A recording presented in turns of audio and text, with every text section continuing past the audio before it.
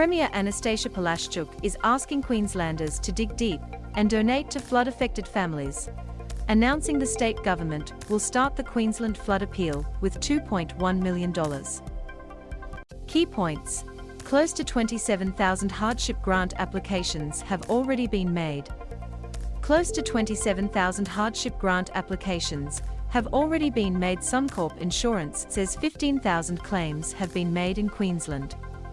Suncorp Insurance says 15,000 claims have been made in Queensland. Cleanup efforts have now transitioned from response to recovery mode. Ms. Palaszczuk said the Australian Red Cross, Lifeline, the Salvation Army, and St. Vincent de Paul would each receive $500,000. BHP is donating $2 million, and Suncorp is donating $1 million across the Queensland and New South Wales disaster, with $200,000 going towards the government's flood appeal. It comes as the extent of the damage starts to come to light, with Ms. Palaszczuk revealing 26,686 hardship grant applications had been submitted so far. There have been 9,643 payments made totaling $4.2 million and benefiting 23,000 people. On Saturday, the state and federal governments announced a financial support package of $558.5 million for small businesses, farmers, not-for-profit organizations, and sporting and community clubs devastated by the flood emergency. Ms. Palaszczuk said there had also been more than 10,000 calls to the Community Safety Hotline. Suncorp Insurance said 15,000 claims had been made in Queensland alone.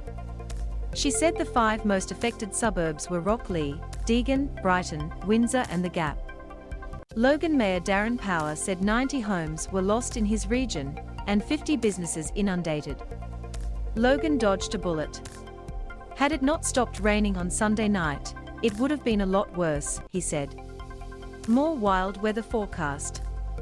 Meteorologist Steve Hadley said storms were forming in the Eastern Downs and would move towards the coast as the day progressed. We'll see some development over the Dividing Range and Main Range probably by the early afternoon, maybe even local development near the coast in the Brisbane area in the early afternoon as well, Mr. Hadley said. Loading. There is also a good possibility that we'll see some severe storm cells moving through with that lot that comes through this afternoon and into the evening as well, probably subsiding during the evening. I think it'll probably become a little bit quieter in the Brisbane area, at least by late evening. It may take longer to clear up around the Sunshine Coast and around Wide Bay and up into the Capricornia as well. If you're in that part of the world, the storms may last into the night up there. Widespread rain of up to 20 millimeters is forecast, with the potential for isolated falls of up to 100 millimeters in some areas. Mr. Hadley said it was hard to predict where the heaviest falls could be, with areas from Rockhampton to Brisbane at risk.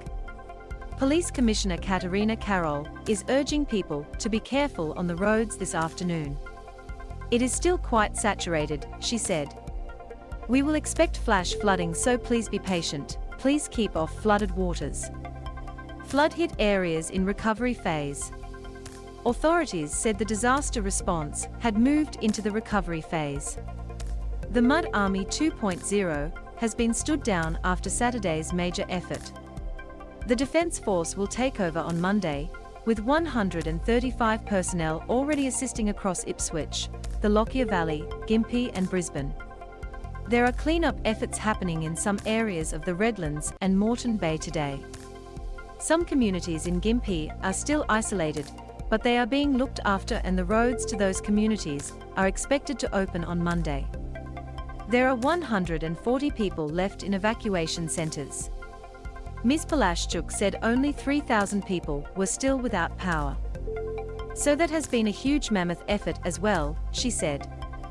She said fewer than a dozen state schools would remain closed tomorrow, with the list to be published on the state government website later this afternoon.